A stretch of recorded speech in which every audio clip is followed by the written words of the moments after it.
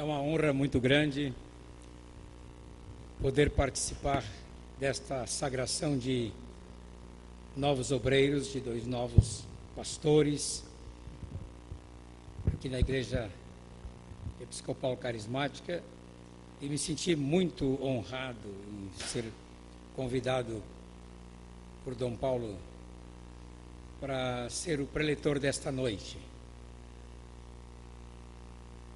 Parece-me que ele de propósito me fez ficar esperando aqui enquanto o quarteto cantava para baixar a tensão, né?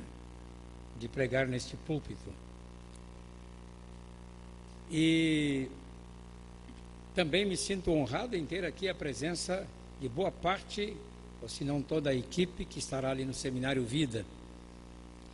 Eu digo a vocês, já estou familiarizado com muitos de vocês, porque é o 3º seminário em que eu participo com os irmãos, e esta equipe é uma equipe que me dá todo o apoio na oração, apoio na logística, e a palavra de Deus flui durante as ministrações, e às vezes acontecem coisas estranhas, porque tem uma equipe em intercessão por trás da gente.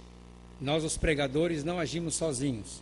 Nós temos o respaldo do Espírito Santo, da palavra de Deus e de toda essa força maravilhosa que é o corpo de nosso Senhor Jesus Cristo. E eu louvo a Deus pela vida de todos vocês.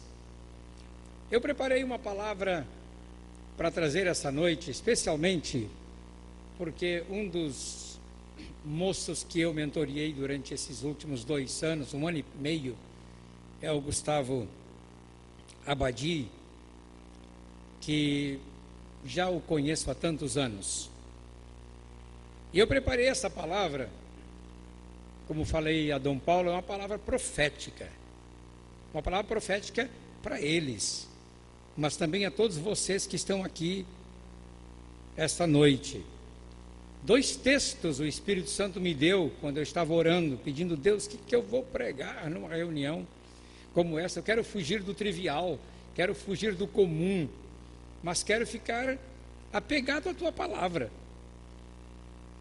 E Deus me deu 2 textos. O primeiro está em Isaías 21, versículos 6 a 8. Isaías 21, versículos 6 a 8. Pois assim me disse o Senhor: vai, põe o atalaia, e ele que diga o que vir. Quando vir uma tropa de cavaleiros de 2 a 2, uma tropa de jumentos e uma tropa de camelos, ele que escute diligentemente, com grande atenção. Então o atalaia gritou como um leão: Senhor, sobre a torre de vigia estou em pé continuamente durante o dia, e de guarda me ponho noites inteiras. E o segundo texto é o de Ezequiel 3,17. Filho do homem, eu te dei por atalaia sobre a casa de Israel, da minha boca ouvirás a palavra e os avisarás de minha parte. O atalaia era aquele homem que ficava no alto da muralha, dentro de uma torre, muito bem protegido, de onde ele tinha uma visão do alto da cidade, ele tinha uma visão de tudo o que acontecia ao seu redor, geralmente num ângulo de 360 graus, ele tinha uma visão de toda a região. E era sua responsabilidade usar a voz como um megafone, a qualquer hora da noite, a qualquer hora do dia, anunciando o que estava acontecendo. Se ele visse uma tropa de uma legião inimiga chegando, ele tinha que avisar para fecharem as portas da cidade, para defenderem a cidade. E se era uma comitiva real que se aproximava, ele avisava. Portanto, ele era a voz para aquela cidade. E durante a história, Deus sempre manteve atalaias apostos, homens preparados que sabem identificar um amigo de um inimigo, uma visita de uma invasão. E enquanto eu preparava esse sermão, minha mente percorreu rapidamente as páginas da história da igreja, desde o seu começo, passando pelo período chamado período negro da história, até os dias de hoje, e muitos nomes me vieram à mente. Mas também li na história de muitas pessoas que deram as suas vidas como atalaias para que o Evangelho fosse preservado e chegasse até os nossos dias ainda puro e verdadeiro. São esses homens e mulheres que Deus preparou ao longo da história. E aqui no texto de Isaías, o Senhor manda alguém da cidade, aqui no caso é o profeta. O Senhor diz: olha, coloque atalaias. Então o atalaia, ele é colocado diretamente por Deus. E eu quero usar essa figura do atalaia para estabelecer algumas ideias interessantes a respeito dos profetas e líderes que Deus tem hoje na igreja. Em primeiro lugar, o atalaia é estabelecido em sua posição de autoridade por uma autoridade maior. Você vai pensar assim: hoje a autoridade maior aqui é Dom Paulo. De fato, na ordem eclesiástica ele é a autoridade maior. Mas há uma autoridade maior aqui presente esta noite, que está estabelecendo esses dois homens como novos atalaias da igreja. E essa autoridade se chama o Espírito Santo de Deus, que está acima de todos e acima de nosso bispo primaz. E esse Espírito Santo de Deus está dizendo a Dom Paulo: coloque novos atalaias. Porque a missão de colocar atalaia é que tem feito a igreja prevalecer ao longo de 2 milênios. Quando os mais velhos, reconhecendo o que já fizeram na história, passam o bastão de autoridade ou compartilham o bastão de autoridade com os mais novos que o Espírito Santo vai levantando na igreja. E esses dois homens que vocês veem aqui, os dois ordinandos, são homens que Deus está estabelecendo na igreja como novos atalaias, atalaias da fé, atalaias da palavra, homens que haverão de ver, anunciar e proclamar. Imagine um homem como Paulo sabendo que a qualquer momento o carrasco iria levá-lo para o suplício onde seria decapitado. Paulo está na prisão em Roma pela segunda vez, sabe que vai morrer, não sabe a hora em que chegará o carrasco para levá-lo para o madeiro, onde ele será decapitado. Ele já sabia da sentença e Paulo tinha que deixar alguém no seu lugar. A quem escolher? Ele tinha Lucas. Lucas, um brilhante médico. Lucas, um moço que se converteu em Jerusalém, uma experiência muito forte com Deus. Lucas, um homem muito intelectual, que nos escreveu o livro de Atos e nos escreveu o Evangelho de São Lucas. Ele tinha à sua disposição a Lucas. Ele tinha à sua disposição um outro membro da sua equipe, que era Silas. Silas, muito antigo, está desde o princípio da igreja, quando os primeiros apóstolos fizeram o sorteio para ver quem ocupava o lugar de Judas. Ele já está lá no início da igreja. Lucas era um médico, um cosmopolita, conhecia o costume das cidades. Mas olha quem Paulo escolhe. Paulo escolhe um fraco, um chorão e um medroso chamado Timóteo. E a Timóteo ele escreve essas duas epístolas, essas duas cartas, com tantas orientações. E quando você vê o perfil que Paulo traça de Timóteo, você imagina, este não era um homem que deveria continuar com o bastão de autoridade apostólica, porque Paulo fala das suas lágrimas, Paulo fala da sua covardia, Paulo fala do seu medo, Paulo fala da sua fraqueza física. Ninguém o escolheria. Mas a pergunta é por que Paulo escolheu a Timóteo? E a pergunta é por que Dom Paulo escolheu Gustavo Abadi e Ricardo? A primeira proposta que me vem à mente é porque Paulo sabia da convicção e da chamada de Timóteo. E nós sabemos da convicção e da chamada desses dois homens de Deus para o exercício ministerial. Timóteo, especialmente, havia recebido várias palavras proféticas. E Paulo considerava o seu filho na fé. Os demais eram filhos na fé, mas ele fala de Timóteo, ele diz assim: a meu verdadeiro filho na fé. Os outros são filhos da fé, mas este é ainda o meu verdadeiro filho na fé. Paulo diz a ele: meu filho, você foi alvo de profecias. Então, segundo as profecias de que antecipadamente foste objeto, combate firmado nelas o bom combate, mantendo fé e boa consciência. E ele ainda diz mais: não te faças negligente para com o dom que há em ti, o qual te foi concedido mediante profecia, com a imposição das mãos do presbitério. Timóteo sabia que em alguma vez na sua vida, palavras proféticas aconteceram com a vida dele.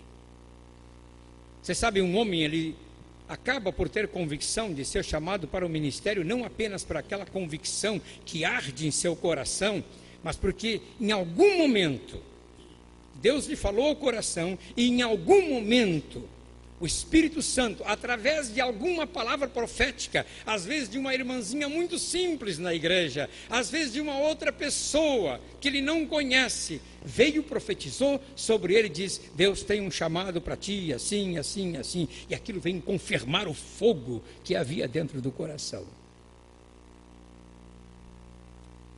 Porque isto é o que nos faz entrar no ministério. Não é só o fogo que nos arde no coração, mas é aquelas coisas que Deus nos surpreende, quando a gente, sem esperar, aparece um irmão, aparece um pastor, aparece uma irmã de oração, e diz: Deus está dizendo sobre a tua vida assim, assim e assim. Por isso Paulo escreveu para Timóteo: olha, você sabe quanta profecia foi dita a seu respeito. E você sabe, Ricardo, e você sabe, Gustavo, quantas profecias foram ditas a respeito de vocês. E hoje, quando vocês receberão a imposição de mãos para o presbitério, a palavra de Paulo aqui, que ele dá para Timóteo, é essa: que foi te dado dons com a imposição das mãos do presbitério. Aquilo que está faltando para vocês no ministério, hoje à noite será concedida através da imposição de mãos do presbitério. Os dons que faltam em suas vidas, que vocês ainda carecem, essa noite será concedido a vocês pela imposição de mãos do bispo da igreja, dos bispos da igreja.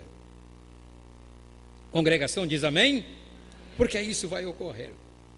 Só quem tem convicção do seu chamamento sabe que pode superar toda a adversidade. Então Paulo fala para Timóteo: Timóteo, você precisa superar o medo, porque uma das coisas que o obreiro tem que fazer é superar o medo. Paulo fala para ele, Paulo deixa bem claro que para exercer a liderança, a pessoa tem que superar o medo. Paulo escreveu: Deus não nos tem dado espírito de covardia, mas de poder, de amor e de moderação. E essa noite, essa palavra que eu trago para esses dois novos ordinandos, dois novos pastores: olha, Deus não deu a vocês espírito de covardia, vocês têm que receber essa noite uma medida de fé para dar passos decisivos para a obra de Deus, para tomar decisões que às vezes aos homens parecem loucura. Mas Deus vai conceder a vocês essa noite essa medida de fé que irá capacitá-los para o exercício do ministério. O medo de fracassar, que supera o terror do medo, é o medo de pecar, de ser desaprovado por Deus, que faz o obreiro vencer, é o medo de errar que nos faz acertar. Timóteo teria que enfrentar os hereges da igreja que já apareciam naqueles dias. Iria precisar de muita coragem para enfrentar Himeneu, Fileto, Alexandre Latueiro. Paulo então teve que escrever para ele: olha, esses homens, a linguagem deles corrói como câncer, entre os quais se incluem Himeneu e Fileto. Talvez a congregação não saiba, mas muitas vezes nós pastores precisamos vencer o medo para confrontar aqueles que trazem heresias e que se tornam hereges dentro da igreja. E por causa disso, às vezes fazemos inimigos, quando nós os confrontamos com a verdade.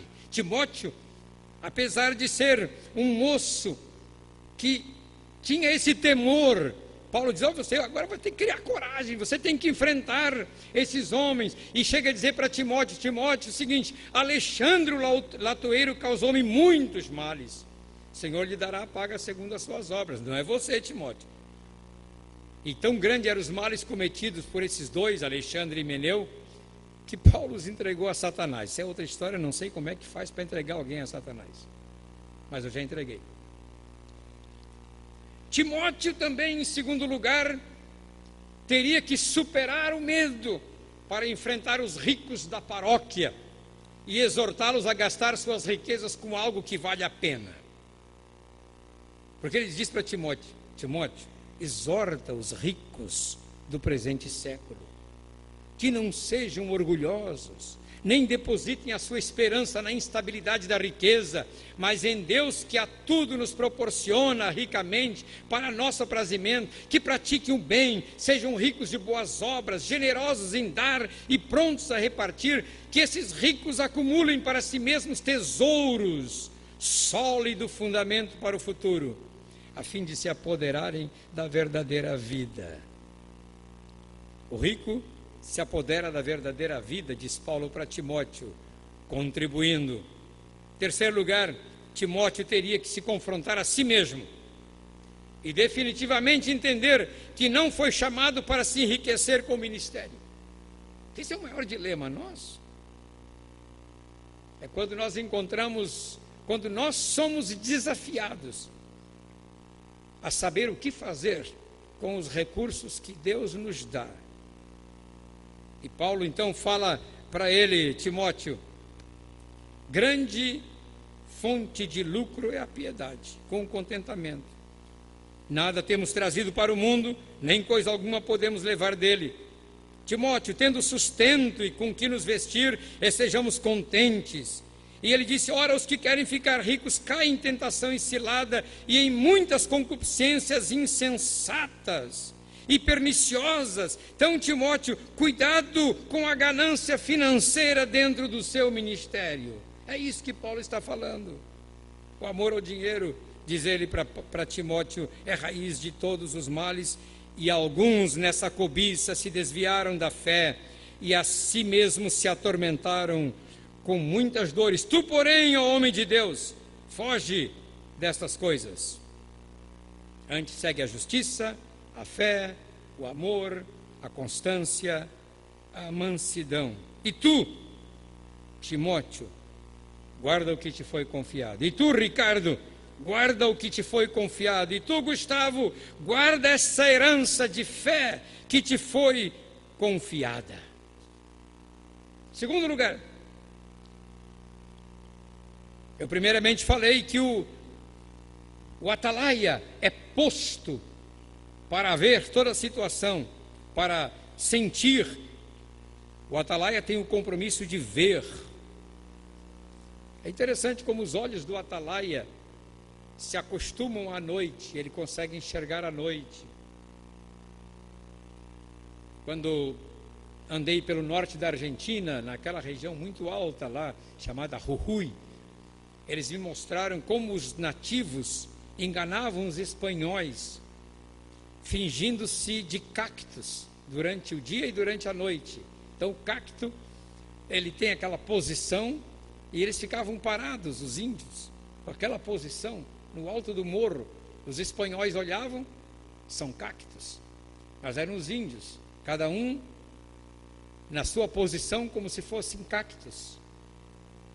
E toda aquela região, uma região que tem muito cacto no alto das montanhas, chama-se Montanha das Sete Cores. E o atalaia tem que saber discernir se são pessoas ou o que são, se são cactos ou o que são. E o atalaia de Deus nesses dias tem que estar atento aos movimentos no mundo natural e espiritual. Vocês dois, Ricardo e Gustavo, vocês têm que estar atentos aos movimentos do mundo natural e do mundo espiritual. Nós, como atalaias na igreja, temos que perceber as tendências da sociedade e da igreja nos próximos 20 ou 30 anos. E temos que apresentar uma proposta para o futuro. O que será da igreja daqui a 20 anos? Com as mudanças sociais, com o pós-modernismo, com a sociedade liberalizada como está, como será a igreja daqui a 20 anos? Como estamos preparando, ou como devemos preparar a nova geração de nossos filhinhos para daqui a 20 anos? O atalaia, ele tem que estar preocupado com isso. Ele está vendo. Por isso ele cria programas na igreja, já avisando o futuro, olhando lá na frente. Um pastor, um outro dia, me disse: Pastor João, a primeira pessoa que nos falou, há 20 anos atrás, que a grande guerra final será entre o cristão e o islã, foi você. Eu disse: é uma coisa que se vê no futuro. A grande guerra, a grande confrontação da fé que teremos no final, será entre o islã e a igreja. Isso há 20 anos atrás já era visível, já se podia ver. No Antigo Testamento existe um episódio de um vigilante. Ele é um atalaia que vê o inimigo chegando, lá em Juízes 9, 36, 37. E Gaal, que era o homem que estava como atalaia, ele viu que eram guerreiros que desciam dos montes. E ele disse para o comandante Zebul: olha, eu vejo homens que descem dos montes como sombras. E o Gaal disse para ele: você está vendo árvores sendo balançadas pelo vento, não são guerreiros. E de pronto aqueles homens batem contra a porta da cidade e derrotam o comandante Gaal. Você sabe que Deus tem os vigilantes no céu e Deus tem os vigilantes na terra. Lá em Daniel capítulo 4, no 13, 23, o sonho de Nabucodonosor, ele diz: eu vi um vigilante que desceu do céu. Que vigilante é esse? E Deus tem os seus vigilantes na terra. E Deus tem os seus vigilantes aqui hoje. Vigilantes de olhos bem abertos, vigilantes para enxergar, vigilantes para perceber, vigilantes para interpretar o que está vindo pela frente. Deus tem os seus vigilantes. O atalaia, ele tem que ver o que espera a igreja mais adiante. Os homens do passado foram atalaias. A Bíblia fala que Abraão viu o futuro. Jesus disse sobre ele em João 8,56: vosso pai Abraão viu os meus dias, viu-o e se alegrou. E lá no livro de Hebreus, no capítulo 11, dos versículos 8 ao 13, diz que Abraão, pela fé, saiu de Ur sem saber para onde ia. E hoje, Gustavo, quando eu preparava esse sermão, eu estava lendo esse texto, eu tinha preparado esse sermão, e essa verdade, essa frasezinha de Abraão ficou tão forte para mim. Abraão saiu sem saber para onde ia. A ordem era de Deus: sai. E meu amigo, no trabalho pastoral, você nunca sabe onde você vai parar. Você nunca sabe onde você vai parar. Porque de repente o bispo vê que precisa de você no outro lugar. E você tem que obedecer. Você tem que estar sempre com a mala pronta. Você tem que estar sempre disposto a sair. Sempre pronto a mudar de novos ares, porque essa é a função do obreiro de Deus, assim como Abraão saiu sem saber para onde ia, mas ele sabia que tinha um que o estava dirigindo, e nós sabemos a quem nos dirige também. Quando você analisa, eu estava preparando essa mensagem me lembrando do meu amigo Dom Ximenes, que eu chamo de Alexandre apenas, vocês o conhecem como Dom Ximenes, e eu conheço há tantos anos. E eu comecei a pensar, realmente, Abraão é a figura do pai da fé, porque todos nós os pastores, nós entramos no ministério sem saber o que nos espera logo adiante. O Espírito vem e nos manda para outros lugares para pregar a palavra de Deus. Esse é o custo que nós pagamos. Esse é o custo de conhecer a terra e não poder nela habitar. Porque já temos que arrumar as malas e partir para outra localidade.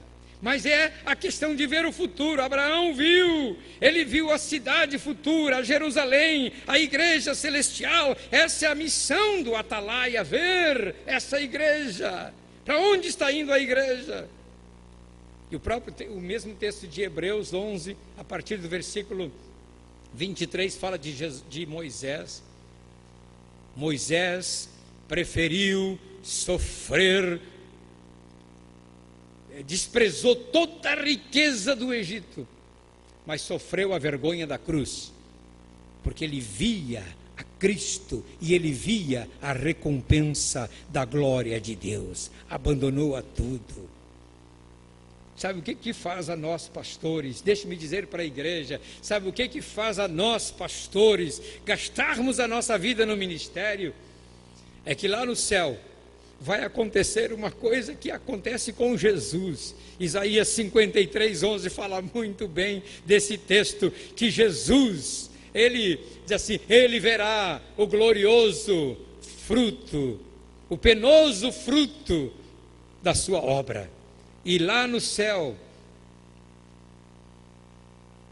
Dom Paulo, os bispos, os pastores, nós vamos ver o glorioso fruto diante de nós, que são todos vocês salvos e redimidos pelo sangue de Jesus.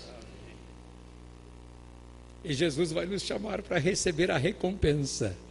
E dizer, você não teve muita recompensa na terra, mas olha aqui a sua recompensa. E você vai olhar aquela quantidade de gente que caluniou de você e você ajudou aquela pessoa. Aquela quantidade de gente que mentiu contra você e você perdoou aquela gente. Aquela quantidade de gente que você pastoreou e ela está lá no céu redimida. E Jesus vai dizer, aqui está o fruto do penoso trabalho do seu ministério. E é isso que espera você, Ricardo. E é isso que espera você, Gustavo. E é isso que esperam todos vocês, obreiros. A grande recompensa celestial. Em terceiro lugar, o atalaia é posto para ouvir e discernir. A Bíblia fala no Antigo Testamento da tribo de Issacar, em 1 Crônicas 12:32, que os filhos de Issacar eram conhecedores da época para Israel saber o que devia fazer. Será que os conhecedores da época estão aqui entre os ministros de Deus esta noite? Será que nós estamos apenas vendo a ponta dos nossos pés? Ou nossos olhos estão enxergando longe o caminho que a igreja haverá de tomar? Paulo, ele conseguia prever o que haveria de acontecer séculos adiante e adverte a Timóteo, cuidado, o Espírito já me afirma expressamente que nos últimos tempos alguns apostatarão da fé. Ele vê. Em último lugar, o atalaia é colocado em seu posto para falar. Deus diz a Ezequiel, filho do homem, eu te dei por atalaia sobre a casa de Israel, da minha boca ouvirás a palavra e os avisarás. Coisa mais difícil para nós pastores é termos que falar aquilo que Deus nos diz para falar. O que está na palavra tem que ser falado. Ezequiel tinha uma vantagem sobre nós, porque Ezequiel, Deus o deixava mudo. Interessante, você lê esse livro de Ezequiel, Deus o deixava mudo. Quando ele não tinha nada para falar de Deus, a língua ficava presa. Ele era mudo. Mas quando Deus colocava a palavra na boca, ele falava. Agora para nós é mais difícil, porque a gente fala toda hora e tem que saber qual é que é a palavra de Deus, qual é que é a nossa palavra. Mas de qualquer maneira, nós temos que falar. Por isso que Judas alerta sobre a palavra que os apóstolos falaram. Ele diz: amados, lembrem-se das palavras anteriormente proferidas pelos apóstolos de nosso Senhor Jesus Cristo, os quais vos diziam: no último tempo haverá escarnecedores andando segundo as suas ímpias paixões. São esses que promovem divisões sensuais, que não têm um espírito. Os primeiros apóstolos já viam isto. Os primeiros apóstolos já viam as divisões. Os primeiros apóstolos já percebiam o que aconteceria nas próximas gerações, porque eles viam e eles tinham que falar. Por isso que Paulo diz a Tito: Tito, tu porém fala. E Pedro diz: se alguém fala, fale de acordo com os oráculos de Deus. Vocês que estão sendo consagrados hoje, falem de acordo com os oráculos de Deus. E o atalaia não deve ter medo de falar a verdade bíblica com quem quer que seja. Paulo estava numa situação difícil em Corinto, muito perseguido. Você lê isso no livro de Atos, capítulo 18. E Paulo, depois de 3 meses, resolveu fugir da cidade secretamente. Ele não aguentava Corinto. E uma noite ele teve uma visão. E na visão o Senhor Jesus apareceu para ele e disse: não temas, pelo contrário, fala e não te cales. E Paulo ficou ainda 1 ano e meio naquela cidade, estabelecendo a igreja, firmando aqueles novos crentes. Quero concluir com uma ilustração muito interessante. Quando eu lia Moby Dick de Herman Melville, eu cito isto no meu livro Aprenda a Pregar. E Herman Melville, na história de Moby Dick, ele abre o livro já no 2º capítulo. Ele está contando a história do pastor Maple, que num domingo pela manhã muito fria, chuvosa, uma manhã fria e chuvosa de um domingo, estava pregando para uma comunidade de pescadores, de onde iria sair o capitão Ismael com a sua embarcação para caçar o maior cachalote, maior,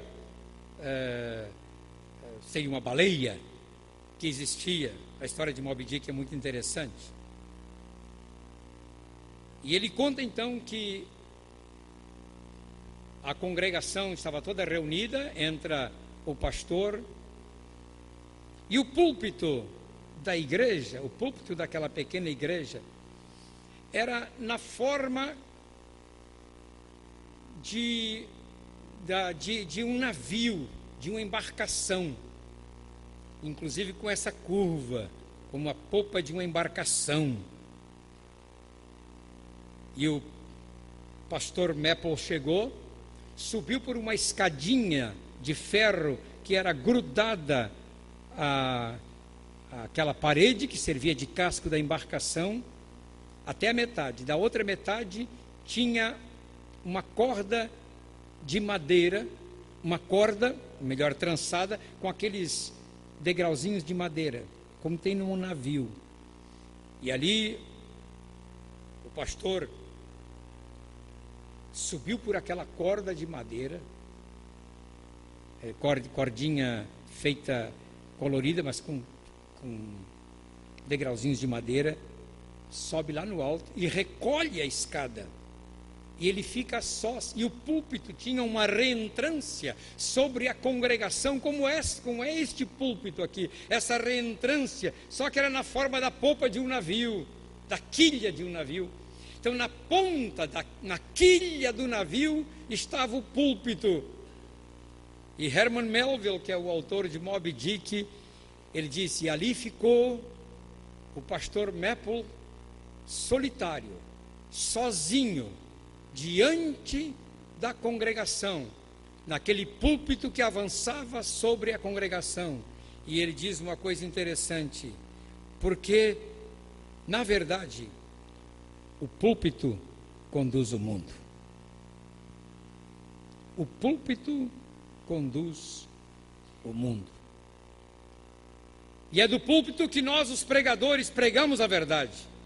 E é do púlpito que nós, os pregadores, somos como atalaias, que estamos vendo, que estamos sentindo, que estamos perscrutando o que pode ou não pode acontecer.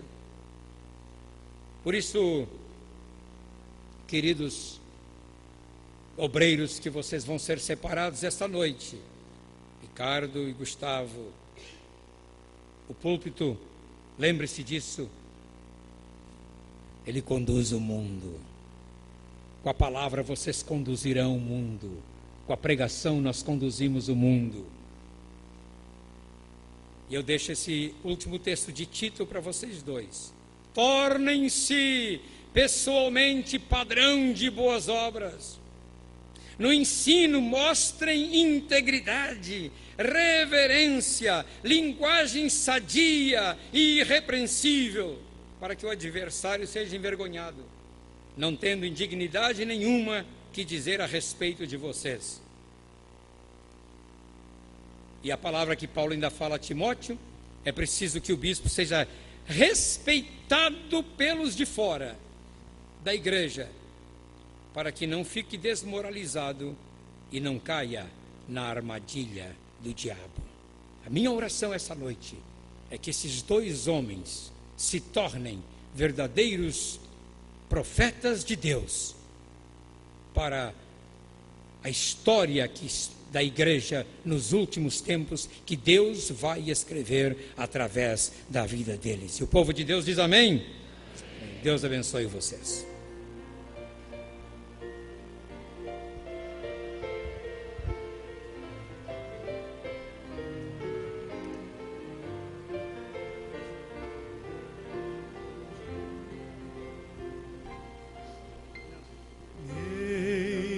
Aqui ao teu altar me entrego, eis-me aqui, sem vacilar me achego, eis-me aqui, ó Senhor,